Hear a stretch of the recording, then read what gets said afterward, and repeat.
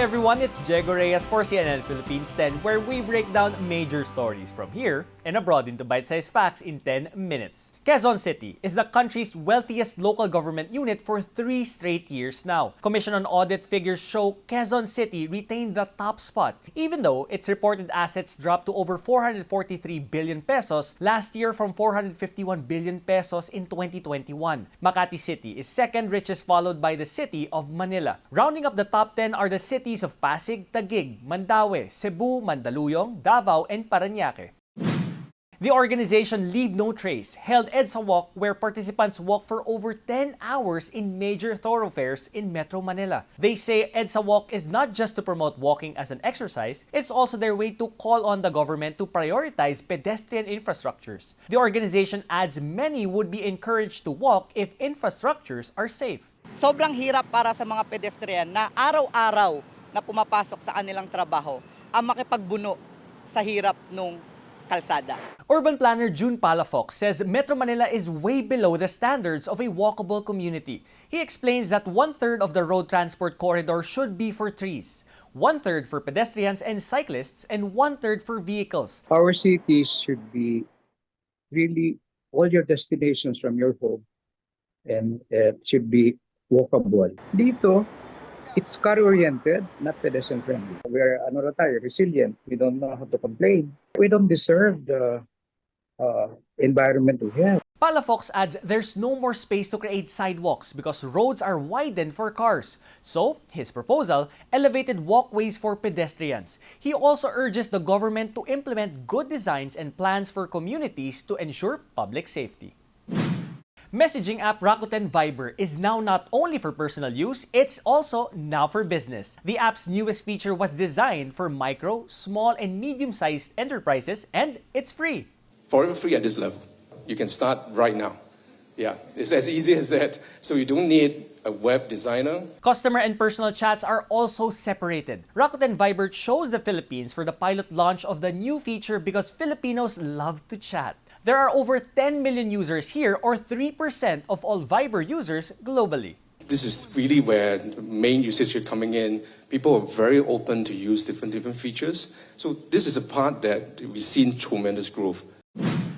And news from San Miguel Corporation. Some 74 railway professionals under the conglomerate's cadetship program for the MRT-7 project recently completed their mandatory training under the Philippine Railways Institute, or PRI. The fundamental training course, which began in July, was structured to provide the cadets with specialized skills and expertise. This preparation aims to meet the high standards required to handle the operations of MRT-7, which is set to revolutionize urban transit in the country. SMC President and CEO Ramon Ang congratulated the cadets for completing the course under the guidance of PIR experts during the commencement exercise held at the SMC head office complex.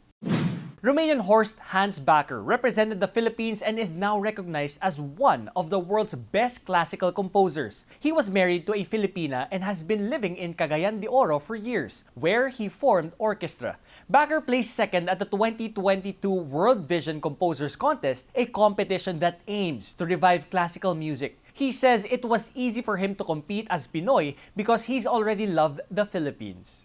I decided to spend the rest of my life here, and even I'm not a Filipino citizen, I'm connected to this country like my home country, because this is now my home.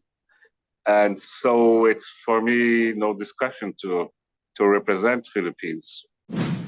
Pinoy Joaquin Pedro Valdez is now a successful theater actor and has played lead roles in London musicals. These include The Lion King and The King and I. In 2018, he was also part of the touring cast of Miss Saigon. Now he will again play a lead role in the musical adaptation of Japanese manga Death Note. But he can't achieve all of that if he did not face challenges. Lots of self-doubt, lots of, imposter syndrome, as we call it here, when you second guess if you chose the right career. But you just keep, trotting along, and you keep plowing, and you keep believing, and with hard work and, looking at each job as, being grateful for each job that comes in front of you, I think will pay off in the end. And something like Death Note might come, and, you just ride that wave. Speaking of musicals, the Tony Award-winning Miss Saigon is heading to the Philippines in March 2024. Producer Cameron McIntosh says he's thrilled to bring it back to the country and it is the best production he has ever produced. It will be staged at the theater at Soler. Miss Saigon is a retelling of Giacomo Puccini's classic opera Madame Butterfly. Set up during the 1970s Vietnam, this follows the journey of a young Vietnamese woman, Kim, amid the Vietnam War, who falls in love with an American GI named Chris. Mental health is an integral part of our lives. It's not just a personal matter, but a widespread concern. Let's explore the common mental health concerns that affect people's lives globally. In our country kasi, it's not something that we usually open up about when we go through some mental health concerns because the stigma is still there. Stigma meaning for those who would want to open up sana about their mental health concerns, there is that negative perception because of the misperceptions surrounding mental health in general. So some of this misperception or misconception is that, nag-aarte-arte lang yan, nagdadrama-drama lang yan, just to skip school, just to skip work. So there are these mga statements or labels which are very hard talaga for someone who is going through a struggle with their mental health to really face and deal with. All of these labels make it harder for them to really come out and seek help for their condition. Because of this tendency for us to just keep it to ourselves because of our fear of being labeled as someone something very discriminatory to the point that it might be something that people might judge you for. So they tend to keep it to themselves and maybe just keep it all in instead of really going out seeking help for all of these mental health conditions. So mas maganda pa rin always find the root cause of the irritability, frustration, and address it. Prevention pa rin is the key. 8-time PBA champion L.A. Tenorio is back in training with the Barangay Ginebra. In his Instagram story, Tenorio posted a video of himself practicing his dribbling skills. This after being away from the game for 8 months due to stage 3 colon cancer. The 39-year-old point guard announced last September that he has beaten cancer, then served as one of the assistant coaches for Gilas in the 19th Asian Games. The Philippines is included in Irish singer Niall Horan's The Show Live on Tour next year. The One Direction member will perform for his Filipino fans on May 13 at the Mall of Asia Arena. Tickets are now on sale. Armies, there's an upcoming BTS-inspired art exhibit here in the country which will start on October 27 until December 3. The exhibit is a collaboration between the K-pop group and Taiwanese-American visual artist James Jean. It was first showcased in Seoul in 2021 and in Germany last June. The official trailer for Chris Evans and Emily Blunt's new film, Pain Hustlers, is now out. The film is about a mother who started to work for a pharmaceutical startup. She will then find out that the company's success comes with bad effects. Streaming begins on October 27 on Netflix. Here's one for the 90s kids. The live-action version of anime Ghost Fighter will be streaming on Netflix on December 14. Like the original manga, the series is also titled Yu Yu Hakusho.